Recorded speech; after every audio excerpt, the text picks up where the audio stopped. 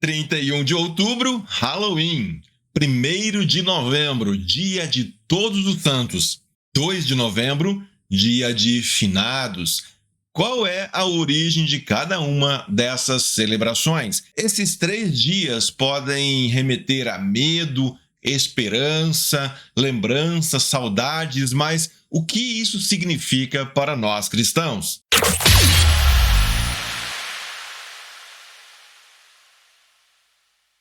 31 de outubro, 1º de novembro, 2 de novembro, Halloween, Todos os Santos, Finados. E você já se perguntou sobre o que realmente está por trás dessas celebrações? Você está no lugar certo. 3 dias em sequência que fazem referência aos mortos. Entre medo, esperança, sustos e celebrações, qual é o verdadeiro significado em torno desses dias tão curiosos? Qual é, afinal de contas, a origem de cada uma dessas celebrações?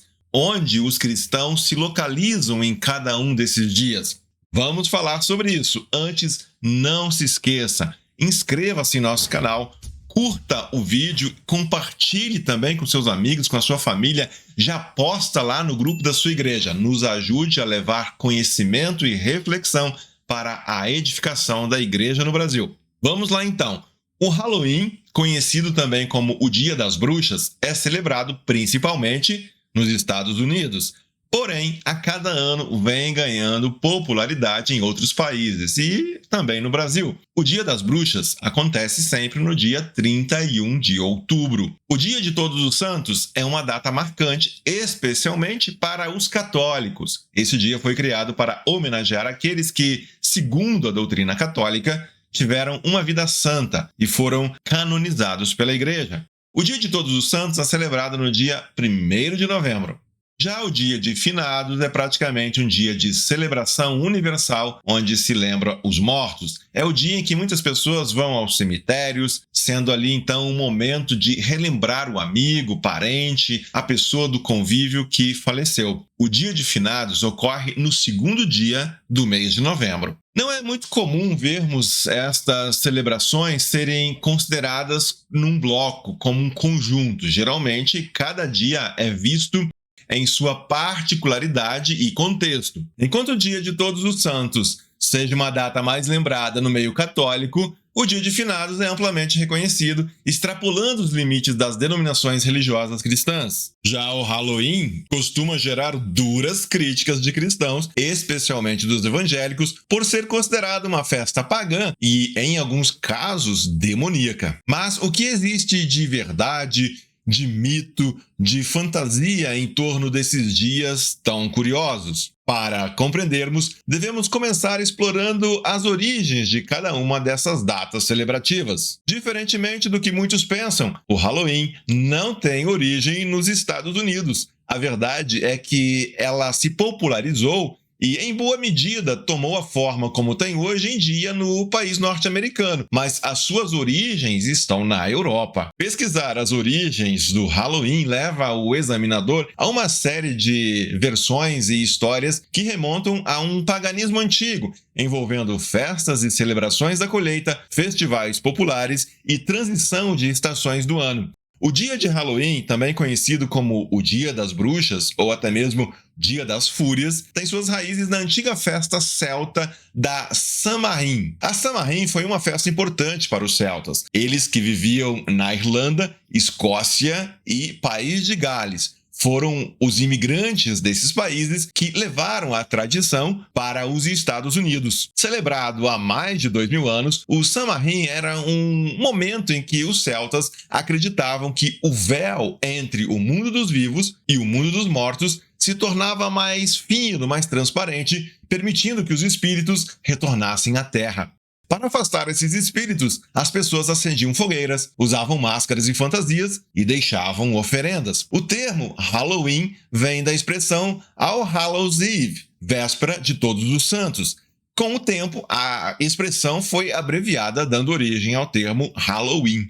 Depois de entendermos o que está por trás do Halloween, vejamos agora o que realmente representa o Dia de Todos os Santos. A celebração de Dia de Todos os Santos foi instituída pelo Papa Bonifácio IV em 13 de maio do ano 609, 610 por aí. O objetivo, inicialmente, era para comemorar todos os homens e mulheres que alcançaram a glória eterna, conforme o Catecismo da Igreja Católica. O significado do Dia de Todos os Santos é comemorar a memória de todos os cristãos que já faleceram, incluindo os santos, os mártires, e pedir ajuda e proteção deles para os vivos. A celebração também serve para lembrar a esperança da ressurreição e da vida eterna e para expressar a gratidão e a devoção dos santos. A data, assim, é uma homenagem a todos os santos canonizados pela Igreja Católica. Agora que nós já entendemos o que está por trás do Halloween e o que significa o Dia de Todos os Santos, vejamos agora o que representa o Dia de Finados. O Dia de Finados, celebrado em 2 de novembro, é uma tradição cristã dedicada à lembrança e oração pelos fiéis falecidos, particularmente aqueles que, segundo a doutrina católica, ainda aguardam a purificação final antes de entrarem na plenitude do paraíso. A origem da celebração remonta ao século X. A data foi escolhida para seguir o Dia de Todos os Santos, celebrada em 1º de novembro, criando assim um ciclo de reflexão sobre a vida, a morte e a comunhão entre os vivos e os mortos. No Brasil, o Dia de Finados é um feriado nacional. Especialmente na tradição católica, existe a crença num estado intermediário em que os mortos passam por um estado de purificação antes de entrarem no paraíso, antes de entrarem na presença de Deus. Esse estado intermediário é chamado de purgatório. Assim, o Dia de Finados é especialmente um dia para lembrar e interceder pelos mortos que encontram-se nesse estado de purgatório. A doutrina do purgatório foi definida no Segundo Concílio de Leão em 1274. Assim, o Dia de Finados serve para rezar pelas almas dos mortos, daqueles que estão no purgatório, eles que precisam de purificação para adentrarem o paraíso.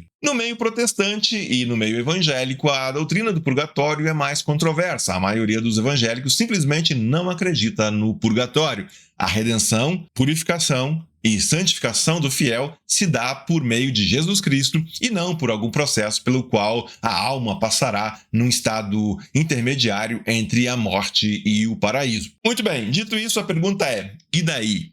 Claro que a polêmica maior gira em torno do Halloween. Boa parte da igreja evangélica brasileira constrói a sua identidade em torno do que pode e do que não pode. Nesse caso, a pergunta comum é: o cristão pode festejar, pode celebrar o Halloween ou não? É pecado? É importante lembrar que a nossa identidade cristã não é moldada pela cultura secular, mas pelo próprio Deus que nos deu vida juntamente com Cristo.